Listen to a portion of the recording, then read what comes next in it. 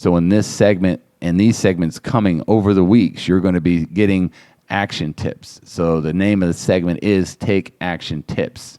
And this one is on purpose.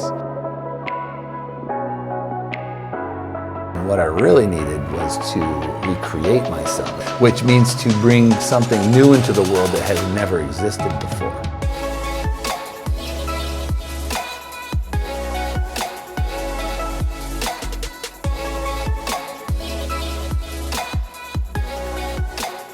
Key to life is working backwards from amazing. But the problem is a lot of people haven't defined amazing. So in this episode, Steve, I am going to define amazing and then work backwards from it for people to learn. Because I get the biggest question I get from a lot of people that listen to the show and follow me on social is, what do I do with my life? It's like, who the hell am I to tell you that, right? But I guess it's part of the brand, right? Mm-hmm. And I would say, if you don't like it, I'll tell you a story. When I was a little kid, I used to have a sandbox, and I had these army men, and we had lots of army men. My brothers and I had army men, and we had this neighbor. His name was Rob. He had a sandbox, and my friend, his name was Rob. He had a sandbox, and he had Vikings, right? He had like all these creepy Vikings, and they're blue. I had awesome green army men, and every time we were in my sandbox, we'd have to play with my army men, but we were over Rob's sandbox, we'd play with Vikings, but we were always over his house for some reason, so we're always playing Vikings, and the only time we played with army men was in my sandbox. And what I come to know is, like, if it's your sandbox, you get to call the game. Mm-hmm. If it's not, you got to change sandboxes. Right. So I called, later in life, I came up with a concept called the stadium swap. Because then when I got sick, I wanted to recreate myself. And I didn't even want to be in the same business. I wanted to be in a different sport, in a different stadium. So I wanted to create a new game. So that's where I kind of came up with the idea of recreating yourself. And to do that, you need to know, you need to do a lot of things. There's really 3 things you need to do. The first thing is you need to cut. So you need to make decisions, and I explained what decisions are. D means away from, decision means to cut away from.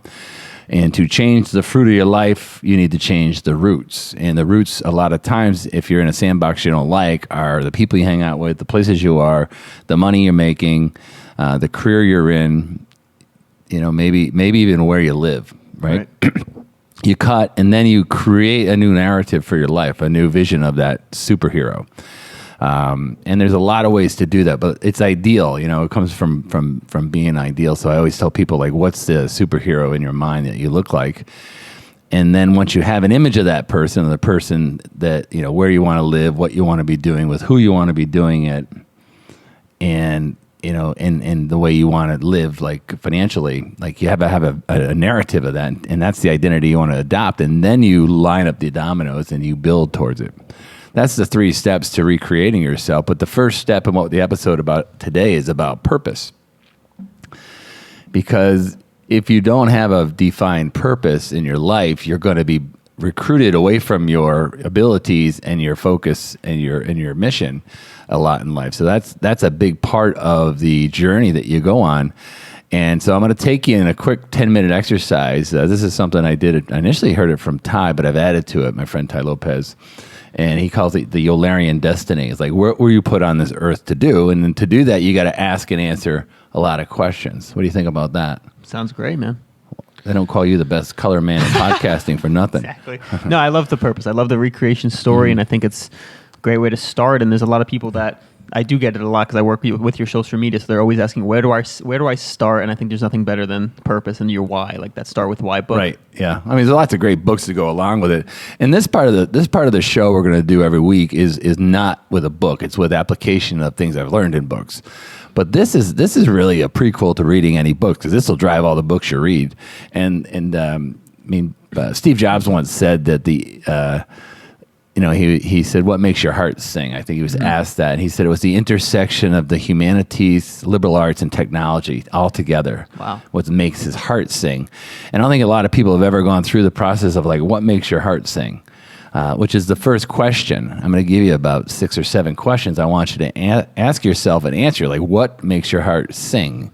And there's a book out there called Flow by Mihaly Csikszentmihalyi. What puts you in flow, and what a flow experience is something that you do and time doesn't even pass. Like you love it so much. I mean, unfortunately, a lot of people find flow in their phones and things, but it doesn't have stress. It requires focus. There's usually what's called an autotelic reward embedded in it. Like mountain climbing has the reward of getting to the top of the mountain. Jogging has the reward of finishing. Yoga, Pilates, a lot of these things offer flow, and most people are in their flow zone when their heart is singing. So you want to kind of figure out what that is for you. And then the inversion of that would be, second question is, what makes your heart scream? Like, what do you hate to do? What do you hate to do? Hate to do something that's confining. Like, I guess corporate was a really tough one because it's indoors, doing something I don't like to do for a little reward, not on my own time, for not something that I thought was worth it. Right. Yeah. I didn't like it either. You and I are both refugees out of the corporation. Right. Yeah, I didn't like the rules, and that's one of the other things with the stadium swap, switching sandboxes, is if you're in your own sandbox, you're in your own rules. Yeah. Like you can create your own rules. You can wear your jerseys. You can even put your fans in the seats, which is a big part of, having the purpose statement. So if you know what you don't like, make sure that you're aware of it while you're designing your life. And then it comes down to, like, you got to understand that we just did a TikTok on the concept of Icky Guy. Yeah. The Japanese have a picture a bunch of circles on the same page, right? And there's really four. That the top circle is what do you love to do, and the bottom circle is what does the world need, and then a circle off to the left intersecting would be what are you good at, and a circle off to the right is what can you make money doing. Like, that's the concept of professional Icky Guy, because happiness is kind of an invention of modern civilization. And never being happy or not happy was not anybody's concern. Right. 100,000 years ago, it was like, do we eat and live or do we die? Right. So it's survival, and survival when when starving isn't necessarily the main threat. Other threats come in, like, not being happy, mental illness, and, certainly, not thriving professionally. But, that last question in Icky Guy is, what could you make money at? What does the world need that you could be paid to do? What could you trade the world for?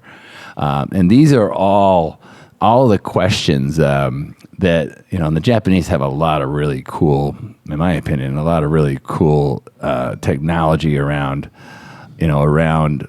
what they believe, how they lead their life. Yeah, they just have. I mean, they live the longest, by the way. That's one of the TikTok videos says, if you want to live the longest, in Okinawa they practice Icky Guy, and Icky Guy is where those circles intersect is where your purpose is. That's what you were put in this world to do. And a lot of people go through their whole lives and they're not playing in that being. They're not in that space. But to key in on that, ask yourself those four questions. But here's a couple other ones. What do you love to talk about on a Friday night when you're not being paid? What do you talk about on Friday? I know what dunking. you do. Usually training or dunking, but usually the mind as well. Like, I'm really fascinated by how the mind works and, like, pushing that boundary as well, because a lot of things I've achieved are like some things I used to not think were even possible. So now I try to uncover what else I believe that I have limiting beliefs about.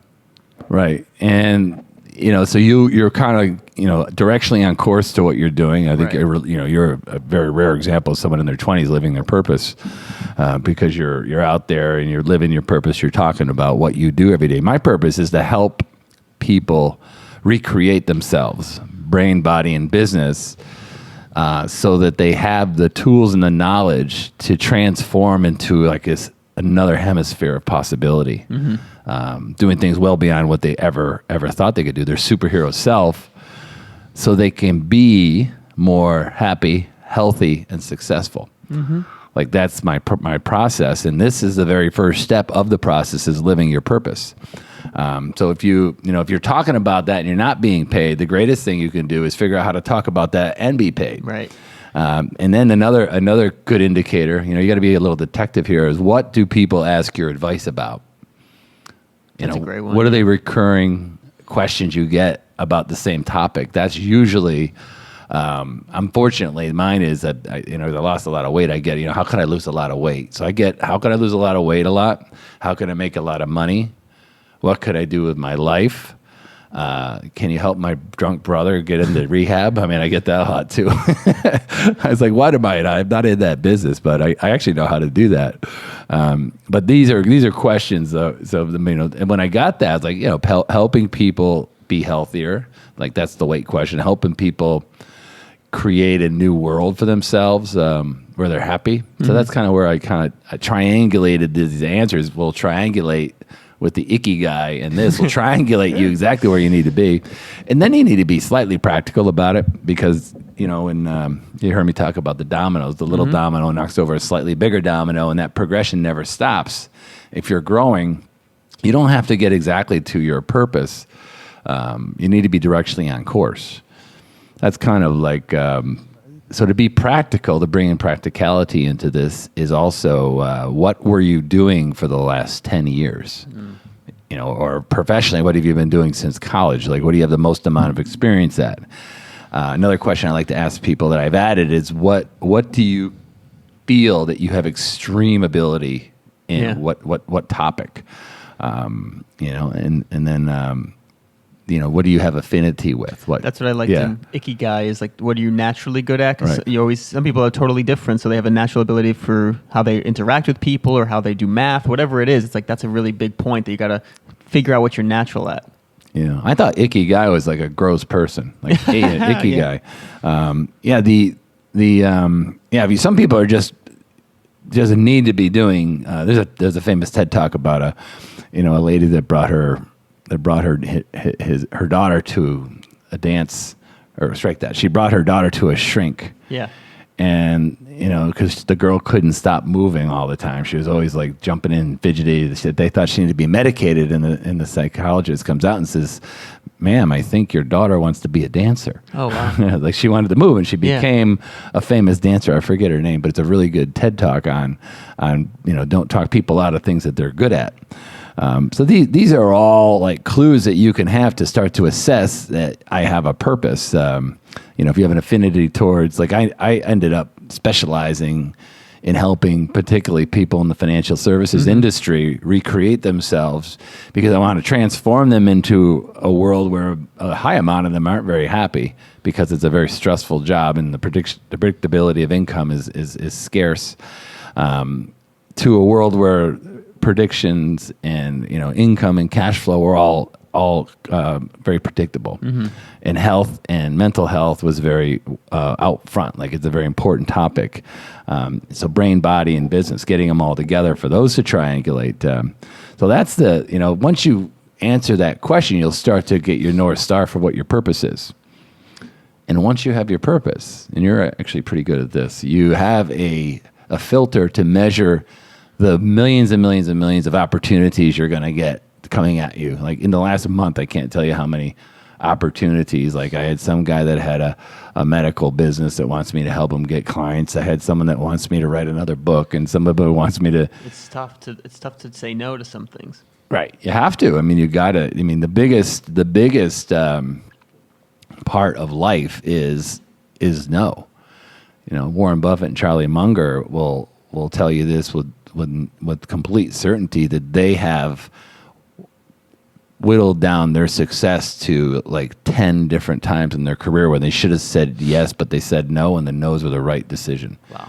Yeah. So they say no almost all the time because they have a very definitive process to make investment decisions. They call it. They actually apply the cognitive biases against the companies that they're buying to see whether or not they're being worked over for scarcity, and are they given unreasonable authority, and is it a social proof buy? Like they blend it down to its bare bones, right to the studs on an investment. And then if they can't buy it for 60% of what that investment is worth in a fire sale, they don't buy it. Because they call that optionality. Like that's the worst they'll do in the investment. So if they paid 60% of what it's really worth, they can always dump it, and their downside is almost non-existent, and the upside is huge. So think about that with your purpose. If you can create a stadium where you're such a favorite to win because it's something you're good at. It's something you have resources in. It's something that you love to do, that you get flow in, that you can go on natural ability. You actually are an extreme authority, so you can share that knowledge with a lot of people. And then you have an ability to create a personal brand around that. You can become known for being that person. To speak to our last book, you can own a space, a word in someone's mind. Like, I want to own recreation in someone's mind. I want to say, that's the guy who helps you recreate yourself. Right. And think about that. So then your purpose is the benchmark of every single thing in the world where opportunities come. And when you're talented, they'll come in droves.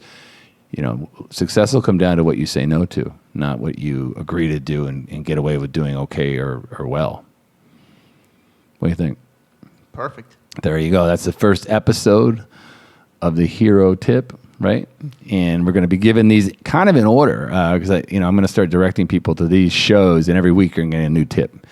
Next week, I'm going to deal with the ideal client. These are the people. If you're in business, who are the people you're going to be helping? Because if you don't like them, it's the wrong business for you. So we're going to talk a lot about that. Take care. Stay tuned.